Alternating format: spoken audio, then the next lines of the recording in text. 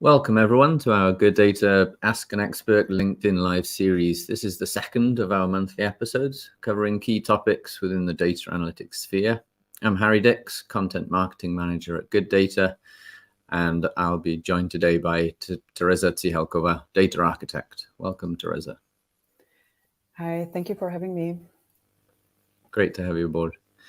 Today we'll be covering data modeling. And as a data architect, Tereza not only holds a wealth of knowledge surrounding the topic in question, but also a great deal of experience in training employees in this area. In this episode, we aim to answer key questions like, what is a data model? What are the advantages and use cases? Which are the key components to be aware of? And how to actually go about creating a data model. We'll answer these questions and more, but if you have any further questions in mind, feel free to pop them in the comments section. And if we have time at the end, then we'll try to answer as many as we can. So let's jump in. Before we get into the detail, first, let's clarify, Tereza. I'm sure most people know, but what actually is data?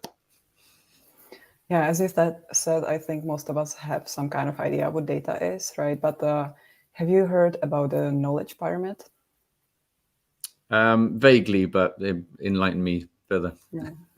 Yeah. So knowledge pyramid basically describes the relationship between data, information, and how you draw from that knowledge and wisdom, right? But focusing just on the data, you can think of a data as like pieces of information or like facts and statistics about the world around us, right? So some data about me could be that I have brown hair, I wear glasses, I like music. Or if you think about booking a vacation, right? So you're probably comparing hotels or something and looking at some data points in order to do that, right? Like, for example, what do you look at when you're choosing where to go for vacation? I guess the main one is probably location, based on where we're deciding to go on holiday. Also, if it is a holiday rather than a business trip, or maybe, I mean, price obviously comes into it as well. For me, I quite like design, so maybe that's more complex in terms of data, but from a design point of view, I'm always interested to see the kind of the look inside the room. Those are the first few things that come to mind. Yeah. So different people would be looking at possibly different things about the destinations, hotels, or apartments, or whatever they are looking for, right? But probably there are some like common things like the price, location, maybe if it's something like Airbnb, the average user rating or something like that, right? So all those things are basically data points about the locations or the hotels and so on, right? So those are some rather like simple data points, but data can be more complex as well. It can be, you can think of images, or you can think of emails and videos and so on. And one thing to point out about data is that it's basically endless. You could collect potentially endless amount of data, right? Like if we talk about the hotels, you could go to a detail of like, what's the favorite band of the owner, right? Most people probably won't care about that, but the information is there if you wanted to collect it. And for different use cases, you'll be collecting different information. Yeah, I guess it's all about compromise, I guess, finding the information that's most relevant rather than just all of the information. Yeah. Okay, so that kind of, I think that gives a good outline of kind of the intricacies of data. What is a data model in a few words? Okay. Well, data model is a way of organizing and standardizing the data that we collect, right? So we were talking about hotels. And if you are like me, maybe prone to creating spreadsheets when you can't decide, then you might start creating a spreadsheet about hotels, right? Where each row is a different hotel, each column might be different piece of information about that hotel, like the price or the distance from a beach, how many free margaritas do they give you, and stuff like that. Whatever it is that you specifically care about. And by doing that, you're basically defining what a hotel is to you, and you're defining a model of how that hotel looks like, right? And so database modeling or data modeling for databases is similar, but on larger scale typically. and you define what objects you want to store the information about. And you can think about it a little bit as architectural blueprint. So architects create blueprints, and then engineers design the houses or build the houses based on those blueprints. So data models are similar things for databases. They are basically blueprint of how the database should be built. And one thing to point out is that like no model is perfect. We talked about how you have endless amount of data about almost anything that you can think of. And it's typically not feasible or practical to collect or possible to collect all kinds of information. So you always decide based on your use case, what is the information that you want to collect about those objects or entities that you model. Sure, makes sense. I guess that brings us on kind of to the next question that comes to mind is kind of like use cases. What is the use case for data modeling? What are the kind of what's the main advantage? I think you've kind of covered that slightly already, but what's the advantage of creating a data model in the first place? Yeah, and I think that having a data model is useful anytime we work with data, even if it's not for the purpose of designing a database, but especially when you're designing a database. The data models help you structure and organize the data, and they make it easier to understand and manage the data. By doing the data modeling, you can also identify inconsistencies in the business logic and missing data sources. If you think about like building an analytics solution, you typically work with like predefined set of data. You typically already have some data in your operational databases. So you might have some data from social media and so on. And on top of that, you want to build some analytics, right? So what I've seen many times happening during like the brainstorming sessions and figuring out how the analytics should look like, that the stakeholders would come and they would say, for example, okay, it's super important for us to be able to see sales by, I don't know, like age category of the customer or something like that. Only for the data analysts and engineers to realize, but like we are not collecting age data about customers, so like we can't do that, right? So these are things that if you're doing and going through the data modeling process, you uncover them soon, hopefully, if you're doing it well, and help prevent basically spending a lot of engineering time and so on building something that's then not possible to use, or you don't have data to put in, or you might be implementing wrong business rules because you didn't understand what they are. And so yeah, sorry, carry on. Sorry, I was going to say to come back to your kind of original analogy of architects designing houses. Again, you obviously want to know the kind of the engineer needs to know the whole structure of it. They need to kind of know the calculations, the numbers, etc. When it's being built, you've kind of already accounted for all the things that the client has asked for or expects, rather than being like, oh no, we've got a room missing. Yeah, Hence, exactly. That or kind of specific data set doesn't actually exist. Yeah, or the walls don't meet, right? And now we have like a hole in the house or something like that. Yeah. Sure. And one more thing that it helps with as well is just communication, right? So you have different types of people working together throughout the data modeling process. You have the business owners, you have data analysts, you have data engineers. Depends on how big your company or the project are. There might be more or less people, but they typically have different level of technical knowledge. And the data modeling is also what helps people communicate and call things the same names and so on. Yeah. So you have kind of formed some kind of source of truth. Some shared understanding, yeah. Yeah, which I guess that then the next question would be kind of what are some of the other like key components of the data model that you should be aware of? Yeah, there is a lot of terms that we could go into, and it also depends on the level of abstraction that we are talking about. But commonly, what you will run into are terms like entities. Entities are basically your real-world objects or concepts that you are modeling. They can be tangible, like customers or products, or they can be intangible, like some concepts like transaction, orders, and so on. Mhm. Then each entity typically will have some attributes. Attributes are basically described entity. So if we have a customer entity, you can think of attributes like customer ID or email or name or phone and so on. Right? And then you have relationships that connect to different entities in your data model. So for customers, they might be connected to products because customers are buying products, right? So there is some kind of relationship between the two. And then we could get into a lot of technical, like more technical things. And I will probably mention just two of them. So one thing is primary keys.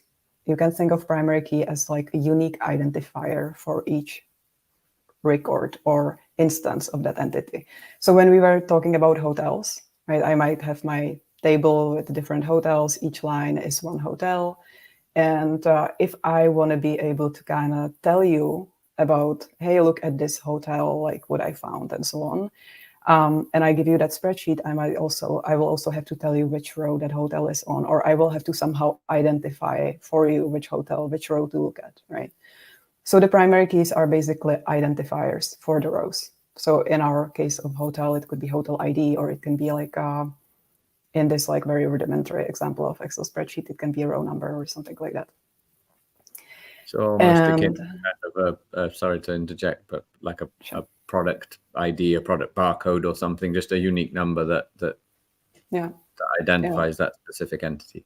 Yeah, and sometimes you can have multiple options, right? When you think about a customer or a person, they might have an email, and two people probably won't have the same email, or they shouldn't, right? So you could theoretically identify them by email, but then one person can have multiple emails, so that's getting problematic now. And also, when you think about just data security and so on, these identifiers are often used in URLs or something like that, and you probably don't want to put something that's like personal identification, identifying information, in there, right? So then you probably go with some like artificial identifier, like or ID, some kind of hash or something. Makes sense. Okay. Yeah, so I think there is like more, but I think these are probably the most important to understand at the beginning. The primary key falls under something that's called constraints. It's an example of a constraint. And those are basically rules and conditions applied to the data to ensure its integrity, accuracy, and consistency.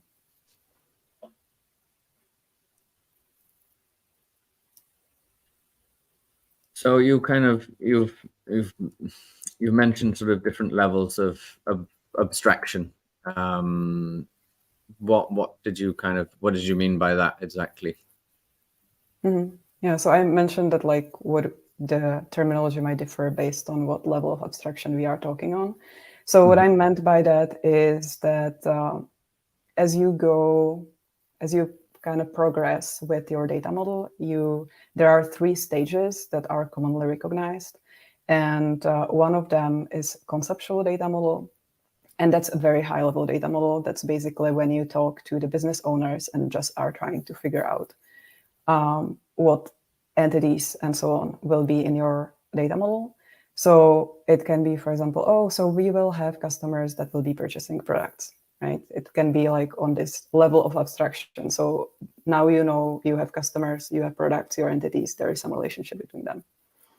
Then you need to drill into more details, right? So for example, like what are the attributes that we care about for each customer? What is the data that we want to collect about each customer? What is the data we want to collect about the products?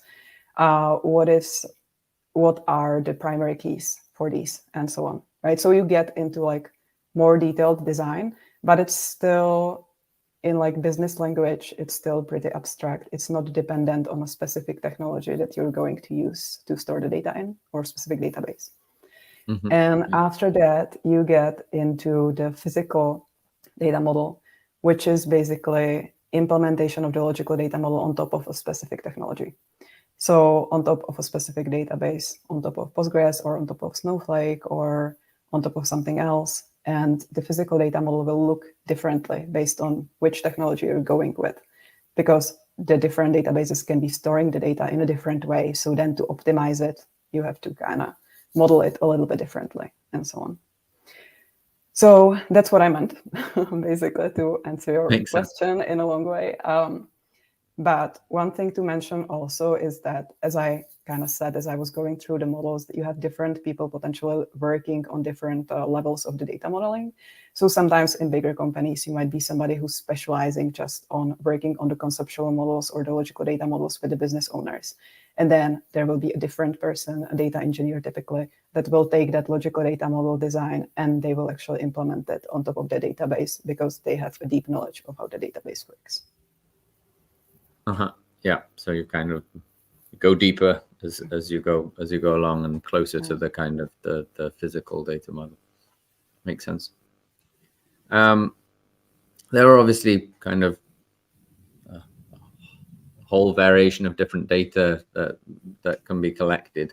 Are there sort of various types of data model depending on the type of data or the kind of the purpose of how we're using that data? Yeah, there definitely is. One of the oldest models or type of a database is called a relational model or a relational database. And those are the databases that probably, if you are familiar with the database, you're probably familiar with the relational one. They store the data in tables. So they have rows and columns. They are based on set theory. There are some relationships between the tables and so on. So kind of that goes along with what we talked about so far, right? So these are called relational databases, and they also use SQL, which stands for Structured Query Language, which is a language that allows you to insert the data, manipulate the data in other ways, so update it, delete it, but also query it. And the data modeling, and they basically store structured data, so they can be stored in the table. Then within this category itself, there is several like subtypes. So one of them would be transactional data model. It's also often referred to as OLTP or online transactional processing, which is meant to store real-time transaction operational data. So for example, if you imagine you have an e-shop, every time somebody creates a new order, it would be stored in that transactional database. Anytime somebody updates their address, it will update some kind of customer record or something in that database. And these databases were developed and are optimized for like frequent writes and updates. So that's kind of what they are meant to do, right? And the data modeling that goes in hand with these is called third normal form. Then you have dimensional data modeling, or OLAP, which is online analytical processing. And that's basically when people came and said, okay, so now we have all this data, the transactional data that we stored, and now we need to be able to analyze it. We want to look at it historically. We want to combine together data from a bunch of different entities to get insights about if there is a seasonality to our sales, if we sell the most of a product in summer or so on. So when you think about it, what these databases have to be good at is basically complex queries, rather than like quick updates of like small amount of data, right? Or for example, just customer data or something like that. So they are designed typically a little bit differently. They store the data also in tables, but they are called dimensions and facts. And the modeling approaches to these are like the most typical ones are star and snowflake schema. And just like a side note, nowadays, these two might be getting a little bit closer. There are like attempts at creating databases that are good for both of these use cases, because oftentimes it's like a huge pain to be basically moving data from the transactional database to the data warehouse or the dimensional database for analytics and so on. And last thing, I promise, I know it's probably a lot. No problem. But so we talked about that relational model, and you also have something basically else, right? And that else category is called NoSQL databases. So basically a database that can't be considered to be a relational database. So it doesn't fulfill some kind of conditions that are defined for relational databases would be called a NoSQL database. And there is a bunch of them. There is like graph databases, there is document databases that store, for example, JSON files or something like that. And those are used for different use cases than the other ones.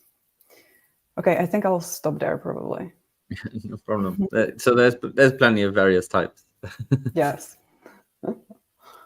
I guess one kind of important question that maybe many of the audience kind of are also wondering is kind of, how do I actually create a data model in a, what's the process in a few steps? Sure. So I think like one thing that's sometimes underestimated and that's super important is making sure that you properly gather the requirements. And those would be typically business requirements, like why are we building the data model? What is it supposed to support? So you want to understand, is it transactional? Is it analytics? But you want to understand much more, right? So let's say that you know it's going to be analytics, right? But what are the types of analysis the users will want to do on top of the data, right? Do they care only about orders, or do they also care about weather data? Like, what is the scope? And you want to get as much information here as you can in order to design a model that will contain all the necessary data and will support the type of analysis the users will want to do. So that's the first step, just understanding this. And what goes into that is just a bunch of discovery sessions and discussions and refining and realizing that you have no idea what the business rules in your business actually are, even though you thought you knew, and so on. After, or as you're doing this, you start defining what your entities are. So we talked about it, like customer, order, product, something like that. Mm-hmm. And you establish the relationships between them. And this is basically where you get on the level of the conceptual model that we talked about before. And then you go deeper, right? You define the attributes for the entities. You pick the right model type for your use case, and you define the primary keys and so on. That's where you're getting to the level of the logical data model, where the logical data model still doesn't care what specific database it will be sitting on, but it cares about whether it's going to be for analytics or transactions or something like that. And after that, you get to the actual physical data model, where you actually convert the logical data model or like implement it on top of a specific database. And then you test and refine. And this sounds like a very waterfall process, but ideally you do it iteratively. You know, you start with some kind of minimal viable product. You're basically building a product, and then you iterate on that. Okay, yeah. So you kind of create some sort of proof of concept, and then just keep on refining until you get to the point where you're happy with what you've got, essentially. Yeah, ideally, because oftentimes when you are in those initial discussions and everything is super abstract and non-concrete, like you're not looking, people are talking about what kind of reports they want to see, but they are not looking at an actual instance of that report or something like that. Oftentimes people just don't have the imagination to really kind of realize what are all the things they need. Like, oh, for example, we'll need these 5 filters for this report also, right? And that changes your data model, even though it might sound like a small thing. So the sooner you can develop something and get it in front of the people, the soon they have something concrete to look at, the better they will be able to kind of refine those requirements and give you some kind of feedback, right? So ideally, these iterations, you might even get to a point where you're just creating mock-ups of the dashboards before you actually spend all that time developing the physical data model, because that's where you spend a lot of time. You might just do some like mockups and so on to get those that feedback and to refine the requirements to make sure that when you actually get to spending all that time building the physical schema, it's going to be what's needed. Mm-hmm. Makes sense. And I mean, you mentioned some now actually. Are there any kind of best practices or sort of pitfalls or common mistakes that people should be aware of? Can you think of any that spring to mind? Mm-hmm. Yeah, so I think a lot of it is related to what we just talked about. And there is potentially a lot, but I'll mention just a few. So we talked about how it's important to understand the requirements, right? And really kind of get that down. Then that it's good to go in an iterative way. Another thing would be to document things, right? Because imagine that you can uncover in those discovery sessions and feedback sessions what some of the business rules that nobody really remembered are, or something else. You want to document that because in a few months, not even you will remember that, the less anybody else will, right? So I've seen many times people just kind of looking at data and data models and thinking, oh, there is this column that we're afraid to touch because we don't remember why it's there, but it's probably important and we are kind of afraid to touch it because then we don't know what's going to happen, right? So you want to document your decisions and why you put into the model, what you did put into the model, and so on. Mm-hmm. Makes sense. One I don't know if you mentioned it, but it's definitely something that kind of comes up a lot, I think, these days is the semantic layer. What is it and why is it so important? Why is it mentioned so often these days in analytics circles? Okay. So the exact definitions might differ a little bit tool by tool or vendor by vendor, but the way that I look at it, it's basically a flavor of a logical data model. So it's kind of more abstract than the physical data model, but it's already pretty complete in terms of what are all the attributes, what are the relationships, what are the primary keys, and so on. When you look at it historically, the data were stored on the physical layer or level, or they still are, right, on the physical level. So when you wanted to interact with the data, when you wanted to, for example, query the data, you would have to interact with that physical layer, and that physical layer typically is very complex for somebody who's not used to using databases and so on, right? You would have to learn, depending on the database, maybe you would have to learn SQL, maybe you would have to learn some proprietary language of that specific NoSQL database or something like that to be able to get the data from there. So because of that, there was typically just a small subset of people at a company that were able to do that, some kind of engineers, and they were creating a bottleneck, right? Especially nowadays when everything is driven by data. Almost in any role that you are in, you want to know something about the data that a company has, right? You want to kind of get some insights from that. So everybody wants to access the data, but you had just that small group of people that were actually able to do that. So everybody's waiting on them to get them the data that they needed. And by the time they did, the data might have been pretty obsolete. Mm-hmm. So the semantic data model or layer is an abstraction on top of the physical data model, like logical data model is, right?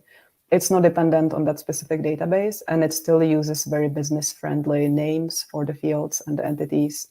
And it contains the business rules hard-coded kind of in that with the constraints and so on. And it's still understandable to a much broader amount of people than the physical data model.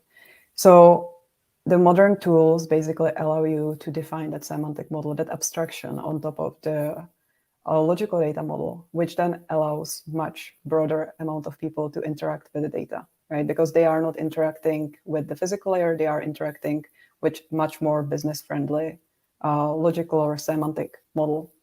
So they are able to do that. That's one of the advantages of semantic layer. Another one is, since it's basically a type of a logical model, it's independent of the specific database that it's running on top of. So what you can also do, you can possibly switch out the databases or something underneath the model, and everything that's upstream, so any reports or dashboards that maybe the users build on top of the semantic model will continue working, right? Because the semantic model doesn't care about what specific database is there underneath. Makes sense. So you've still got this source of truth with providing context that isn't kind of vulnerable, let's say, to changes within the physical data model, within the database. Yeah. Okay. I think that's just about all we've got time for today.